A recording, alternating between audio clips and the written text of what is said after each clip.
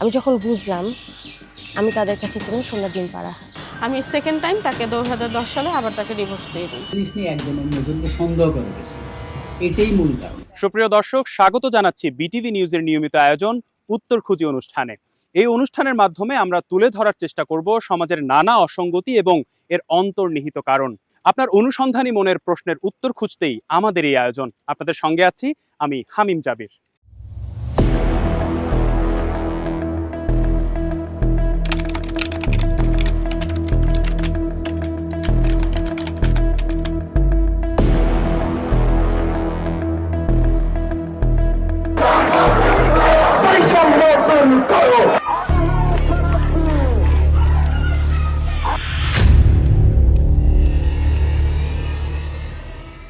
বিয়ে একটি সামাজিক বন্ধন, যার মাধ্যমে দুজন মানুষ দাম্পত্য সম্পর্ক স্থাপন করেন। কেউ পারিবারিকভাবে, আবার কেউ বা নিজের পছন্দে এই সম্পর্কে জড়িয়ে যান। কিন্তু নানা কারণে এই বন্ধনে ফাটল দেখা দিতে পারে, যা রূপ নিতে পারে বিচ্ছেদে। উত্তর খুঁজির এবারের বিষয় বিবাহ বিচ্ছেদ কেন বাড়ছে। বিশ্ববিদ্যালয়ে পড়ার সময় সহপাঠীর সাথে পারিবারিকভাবে বিয়ে, কয়েক মাস পর থেকেই টাকার জন্য চাপ দেওয়া শুরু, এরপর নির্যাতন, 2 বছর যেতে না যেতেই ডিভোর্স। আমার এই যে এখন গলার ভয়েস, এটা আমার কখনো এর আগে ছিল না। আমাকে এটা ফিজিক্যাল অ্যাসাল্ট করা হয়েছিল, ডিরেক্টলি আমার গলায় পাঞ্চ করা হয়েছিল, যেটার জন্য আচ্ছা আমার এই সমস্যা। আর শুধু এটা একটা না, আমাকে যে কোনো সময় অকথ্য ভাষায় গালাগালি, মারধর, মানে কোনো দিন নাই রাত নেই, কোনো কিছু নাই। আমি ডিভোর্সের সময় তার কাছ থেকে কোনো রকম দেনমোহর কিছু চাইনি, আমার রুচিতে আসেনি। বিয়ের পরের জীবনে অনেক কিছুই আর আগের মতো থাকে না। এই পরিবর্তনের সঙ্গে খাপ খাইয়ে নিতে ধৈর্য ও সহানুভূতিশীলতা জরুরি।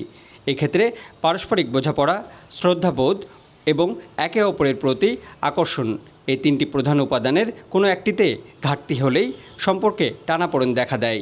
কখনো কখনো তা শেষ হয় বিবাহ বিচ্ছেদের মাধ্যমে। বিয়ের সিদ্ধান্ত ভুল নয়, আমি ভুল মানুষের সাথে সংসার করব, এটা আমার ভুল। আমি আসলে মানুষ সিলেক্ট করতে পারিনি, এটা আমার ভুল সিদ্ধান্ত ছিল, ভুল মানুষের সাথে সংসার করা, এই জন্য আমি ডিভোর্স দিয়েছি। প্রতি মাসে 5,000 টাকা করে আমাদের পক্ষে দেওয়া সম্ভব না, কারণ ওই 5,000 টাকা দিয়েই আমাদের সংসার চলে। ওকে আমরা কোথায় থেকে দিব? কিন্তু সে যে ততক্ষণে যে সে ড্রাগ অ্যাডিক্টেড হয়ে গেছে, এইটুকু আমি বুঝতে পারি নাই। আমি সেকেন্ড টাইম তাকে 2010 সালে আবার তাকে ডিভোর্স দিয়ে দিই, এবং তখন থেকে আমাদের এই যে সেপারেশন। এবং আমার বাবু এখন ইন্টার ফার্স্ট ইয়ার, সেকেন্ড ইয়ারে উঠলো। এ যাবৎ সে কন্টিনিউ যে সন্তানের যে খরচ, সেটা সে কখনোই বহন করেনি। বাংলাদেশ পরিসংখ্যান ব্যুরো বিবিএসের সবশেষ জরিপ বলছে, প্রায় 23% ডিভোর্সের কারণ পরকীয়া বা বিবাহ বহির্ভূত সম্পর্ক। এছাড়া দাম্পত্য জীবনে বনিবনার অভাব, ভরণপোষণের ব্যয় দিতে না পারা, দায়িত্ব না নেয়া, পারিবারিক চাপ, শারীরিক নির্যাতন, যৌন অক্ষমতা বা অনীহা ইত্যাদিও রয়েছে তালাকের কারণের তালিকায়। তখন সংসার জীবন যখন শুরু করছি, তখন আমরা তখন একে অন্যের উপর ইম্পোজ করছি যে তুমি আমার মতো হও, সেও বলছে তুমি আমার মতো হও। যখন এটা মিলছে না, তখন কিন্তু আমরা সেই সেপারেশনের দিকে চলে যাচ্ছি। একটা জিনিস বুঝতে হবে যে আমি যখন একটা সংসারে থাকি, তাহলে সেক্ষেত্রে বিভিন্ন ইস্যু এখানে চলে আসে, এবং এই বিষয়গুলো আসলে মানিয়ে নেওয়ার দায়িত্ব কিন্তু নিজেদের ভিতরে। এখানে একটা যদি গুড আন্ডারস্ট্যান্ডিং থাকে, তাহলে কিন্তু এই বিষয়গুলো চলে আসে না। প্রায় 3 লাখের বেশি পরিবারের ওপর চালানো ওই জরিপে উঠে এসেছে, বিবাহ বহির্ভূত সম্পর্কের কারণে সবচেয়ে বেশি তালাক হয়েছে চট্টগ্রাম বিভাগে, কম ময়মনসিংহ বিভাগে। দাম্পত্য জীবন পালন না করায় তালাক বেশি বরিশালে, কম ঢাকায়। ভরণপোষণ দিতে অসামর্থ্যের কারণে তালাক বেশি ঢাকায়, কম ময়মনসিংহে। পারিবারিক চাপে তালাক বেশি রংপুরে, কম খুলনায়। নির্যাতনের কারণে তালাক বেশি ময়মনসিংহে, কম বরিশালে। যৌন অক্ষমতা বা অনীহার কারণে ময়মনসিংহে তালাক বেশি হয়েছে, সিলেটে এক্ষেত্রে হার কম। তবে দীর্ঘদিন বিদেশে থাকায় তালাকের ঘটনা বেশি ঘটেছে সিলেটে। প্রিয় দর্শক, হাতে হাত ধরে জীবনের চড়াই উতরাই পার করার অঙ্গীকার নিয়ে শুরু হয় সংসার। কিন্তু হঠাৎ বেখেয়ালে, যত্নের অভাবে, ভুলে বা অভিমানের দমকা হাওয়ায় কখনো কখনো হাতটা ছুটে যায়, পথটা বেঁকে যায় দুই দিকে। বাংলাদেশ পরিসংখ্যান ব্যুরোর জরিপের ফল দেখলাম। চলুন এবারে জেনে নেওয়া যাক বিবাহ বিচ্ছেদের কারণগুলো নিয়ে বিশেষজ্ঞরা কি বলছেন। বিবাহের বাইরে গিয়ে যদি কোনো মানুষ যদি সম্পর্কে জড়িয়ে যায়, সেক্ষেত্রে অনেক সময় সংসারে টানাপোড়েন শুরু হয়, এবং শেষ পরিণতি এটা ডিভোর্সে চলে যায়। আর স্বামী বা স্ত্রীর অনেকের ক্ষেত্রে তারা মাদকের যে বিষয়টা, সেটা তারা তুলে ধরেন। পারিবারিক যে সহিংসতা সেই দিকে সেটাকে সে ধাবিত করে। যার ফলে দেখা যাচ্ছে যে অনেকের ক্ষেত্রে আর সেইভাবে সংসার টিকছে না। বাল্য বিবাহের ক্ষেত্রে কিন্তু একটা ডিভোর্সের একটা প্রভাব আছে। মেয়েদেরকে আমরা পরিবারের বা তার ব্যক্তিগত মতের বিরুদ্ধে গিয়ে বিয়ে দেই। তো পরবর্তীতে দেখা যায় যে আ অনেক সময় তাদের সেই সংসারটা টিকে না। তো প্রবাসীরা যখন ফ্যামিলিবিহীন দীর্ঘদিন থাকে তখন দেখা যাচ্ছে যে সেক্ষেত্রে তাদের যে সাংসারিক জীবন সেখানেও একটা কি টানাপোড়েন এসে যায়। কেউ একজন এখানে ডমিন্যান্ট হিসেবে মানে প্রভাব বিস্তারকারী হিসেবে ভূমিকা পালন করে, তখন দেখা যায় যে এই ডিভোর্সের কারণ হয়। একটা মেয়ে বা ছেলে যেটাই বলেন না কেন তাদের একটা প্রধান দায়িত্ব থাকছে যে সংসারে সময় দেওয়া, ফ্যামিলিতে সময় দেওয়া। কিন্তু দেখা যাচ্ছে যে অনেক মেয়ে আছে যে তারা সংসারে ঠিকঠাক সময় দিতে চাচ্ছে না। তারা এই বিষয়টাকে তারা সোশ্যাল মিডিয়া অনেক বেশি ব্যবহার করছে। দাম্পত্য বা সম্পর্কে মাঝে মাঝে কিছু সমস্যা দেখা দেয়, ঠিক আমলে নেয়ার মতো না। আপাতভাবে সেগুলো বড় আকার ধারণ না করলেও একসময় তা মারাত্মক হয়ে উঠতে পারে। এমনকি হতে পারে বিচ্ছেদের কারণও। সম্পর্কের এমন অবস্থাকে বলে পিঙ্ক ফ্ল্যাগ বা গোলাপি পতাকা। ধরুন দুইজনের একজন সন্তান চাইছেন, আরেকজন সন্তানের দায়িত্ব নিতে প্রস্তুত নন। এই দ্বিমত সম্পর্ক ভেঙে ফেলার জন্য যথেষ্ট। আপনি যদি সঙ্গীর সঙ্গে নিজের অনুভূতি যথাযথভাবে প্রকাশ না করেন, তখন শুরু হয় গেসিং গেম বা আন্দাজে আন্দাজে কাজ চালিয়ে যাওয়া। এতে সম্পর্কে ভুল বোঝাবুঝি তৈরি হয়। আমাদের মধ্যে কোনো ঝগড়া হয় না, এর মানে দুজনের কোনো একজন অথবা দুজনই ঝগড়া এড়িয়ে যাচ্ছেন। এরকম ছোট ছোট ইস্যু এত বড় আকার ধারণ করতে পারে যা কোনোভাবেই সমাধান করা সম্ভব হয় না। অনেকেই প্রাক্তনের সঙ্গে যোগাযোগ রাখেন, তাতে আপনার সঙ্গী হয়তো মুখে কিছু না বললেও মনে মনে তা মেনে নিতে পারেন না, যা থেকে দূরত্ব বাড়ে।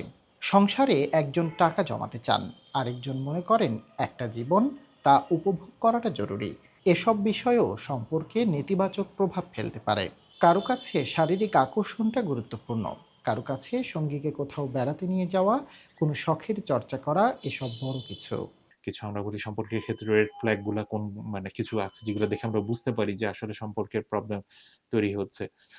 যখন এই সম্পর্কের ক্ষেত্রে এই পারস্পরিক বিশ্বাসটা যদি না থাকে সেটা একটা বড় ধরনের রেড ফ্ল্যাগ।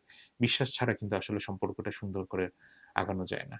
এবং একজন আরেকজনকে শ্রদ্ধা যদি না করেন একজন মানুষ হিসাবে, একজন স্বামী যদি স্ত্রীকে স্ত্রী হিসাবে শ্রদ্ধা না করেন, স্ত্রী যদি স্বামীকে স্বামী হিসাবে শ্রদ্ধা না করেন এবং সর্বোপরি মানুষ তো অবশ্যই মানুষ হিসেবেও কিন্তু একজন আরেকজনের প্রতি সেই শ্রদ্ধাবোধটা থাকতে হবে। এই শ্রদ্ধাবোধটা যদি হারিয়ে যায়, অবিশ্বাসের জায়গাগুলো যদি তৈরি হয়, তাহলে কিন্তু এখানটায় বড় ধরনের সমস্যা। বিয়ে যেমন দুটি পরিবারকে এক করে, বিচ্ছেদে তেমন নেতিবাচক প্রভাব পড়ে তাদের সঙ্গে জড়িয়ে থাকা অন্যদের উপর। বিশেষ করে মা বাবার বিচ্ছেদে সবচেয়ে ক্ষতিগ্রস্ত হয় সন্তানেরা। ঠিক তেমনিভাবে সন্তানের বিচ্ছেদেও শেষ বয়সে এসে দুশ্চিন্তায় পড়েন মা বাবারা। একটা সন্তান একটি পরিবারের উপর নির্ভরশীল। এখন সেই পরিবারে যদি বিচ্ছিন্নতা তৈরি হয়, পরিবারে যদি হুমকি তৈরি হয়, সন্তান অবশ্যই বা একাধিক সন্তান থাকলে তারা অবশ্যই একটা আম স বলা যায় যে এক ধরনের মানসিক হুমকির মধ্যে পড়ে যায় যে তারা কি করবে? একটা বিষয় যেটা কাজ করে যে অনেক সময় সন্তানরা মনে করে যে তারা দায়ী কিনা। নিজেদের প্রতি একটা আ অপরাধ বোধ তৈরি হয় যে তারা কোনোভাবে মা-বাবার বিচ্ছিন্ন হওয়ার পেছনে কোনো দায়ী কিনা। এবং মা-বাবা যে কারণে বিচ্ছিন্ন হচ্ছে সেখানে তাদের কোনো অবদান আছে কিনা সেভাবে একভাবে চিন্তা হতে পারে। কিন্তু বাস্তবে আ আরেকটা যেটা সমস্যা দেখা যায় যে ডিভোর্স হয়ে যাওয়ার পর সন্তান কার সাথে থাকবে? সন্তানের বয়সটা এখানে নির্ভরশীল যে এবং সন্তানের ছেলে না মেয়ে সেটাও। আমাদের দেশের যে আইন সেই আইন অনুযায়ী কিন্তু সন্তান যদি নারী শিশু হয় এবং তার অনেক সময় মায়ের কাছে থাকার অগ্রাধিকার পায়। কিন্তু মায়ের কাছে থাকলে সন্তানের যে ভরণ-পোষণ সে বিষয়টাও আসবে। তো আমরা মনে করি সন্তানের উপর প্রভাবটা কিন্তু এককভাবে শুধু মানসিকভাবে দেখলেই হবে না। এটাকে সামগ্রিক দৃষ্টিতে দেখতে হবে। এটা সামাজিকভাবে দেখতে হবে। কারণ সামাজিকভাবে সেই সন্তান অনেক সময় হেয় হতে পারে। সমাজে অন্যান্য তার যেই আত্মীয়স্বজন আছে বা তার যেই বন্ধু-বান্ধব আছে, স্কুল আছে সেখানে সে আ হেয় হতে পারে। তার সাথে অনেক ধরনের দুর্ব্যবহার হতে পারে। কারণ অনেক সময় দেখা যায় যে পরিবারে যিনি কর্মক্ষম বাবা বিচ্ছিন্ন হয়ে যাওয়ার পর, ডিভোর্স হওয়ার পর পরিবারের দায়িত্ব নিতে চায় না। আর্থিক ভরণ-পোষণের যে দায়িত্বগুলো সেগুলো তারা বহন করতে চান না। সন্তানের দায়িত্ব নিতে চান না। এই বিবাহ বিচ্ছেদের কারণে কিন্তু দুটো পরিবারই শুধু নয়, 3টে অংশ, নেক্সট জেনারেশন কিন্তু ক্ষতিগ্রস্ত হয়। কারণ একটা বাবা মা যখন বিচ্ছেদ হচ্ছেন, এর মূল প্রভাবটা পড়ছে তার সন্তানের উপরে। কারণ সন্তান তার বাবাকে পাচ্ছে না অথবা তার মাকে পাচ্ছে না, কোথাও কোথাও বাবা মা কাউকেই পাচ্ছে না। আবার যাদের সন্তান নেই তারা কিন্তু এই ছেলে মেয়েটা যখন সেপারেশন হচ্ছে, মেয়েটা তার বাবার বাড়িতে যাচ্ছে, সে একটা সামাজিকভাবে একটা কঠিন পরিস্থিতির মুখোমুখি হচ্ছে। ছেলেটাও যখন সে বিবাহ বিচ্ছেদ তার হচ্ছে, সে যখন নতুন করে জীবন শুরু করতে চাচ্ছে, তার জন্য কিন্তু পথটা কঠিন। আর একই সাথে এটার একটি বিষয় এখানে খুবই গুরুত্বপূর্ণ, যে সাধারণত বিবাহ বিচ্ছেদগুলোতে দেখা যাচ্ছে যে বিবাহ বিচ্ছেদের আগে পরে উভয় পক্ষই মামলায় জড়াচ্ছেন। নারী শিশু নির্যাতনের আইনের যে যে ধারাগুলো আছে তারা সে মামলাতে জড়াচ্ছেন বিভিন্ন কারণে। তখন দেখা যায় যে দুটো পরিবার তারা ভেঙে যাচ্ছে, একই সাথে মামলায় জড়িয়ে যাচ্ছে। বিবাহ বিচ্ছেদ সবসময় নেতিবাচক নয়। শারীরিক, মানসিক নির্যাতন, পরকীয়া, মাদক গ্রহণের বিষয়গুলো সংশোধন না হলে বিচ্ছেদ ছাড়া উপায় থাকে না কখনো কখনো। তবে অপ্রয়োজনীয় বিচ্ছেদ এড়াতে দাম্পত্য জীবনের প্রতি যত্নশীল হওয়া প্রয়োজন। সমস্যা সমাধানে ইমোশনাল ইন্টেলিজেন্স বা আবেগ ব্যবস্থাপনার উপর জোর দিচ্ছেন মনোবিদেরা। রাগারাগি হলেই গালাগালি, ভাঙচুর, মারধরের বদলে খুঁজতে হবে সমাধানের উপায়। তো আমরা কাউন্সিলিং করি, ওনাদেরকে বুঝাই যে যেন এটা একটা ভালো না, ডিভোর্স করাটা ভালো না, সংসার করেন এবং সুখে শান্তিতে থাকেন। তো আমরা চেষ্টা করি যেন ডিভোর্সটা না হয়, সমঝোতা করে দিই এবং আলহামদুলিল্লাহ এটার ভালো রেজাল্ট পেয়েছি আমরা। আসে ডিভোর্স করতে, সেই মন মানসিকতা নিয়ে কিন্তু আমাদের এখান থেকে বুঝে শুনে যে তারা যে ভুল পথে যাচ্ছে এটাই শেষ পর্যায়ে বুঝে নিজেদের ভিতরে বোঝার মাধ্যমে কিন্তু সমাধান করা সম্ভব। কিন্তু যখনই আমরা পারছি না তখনই প্রফেশনাল হেল্পের দরকার।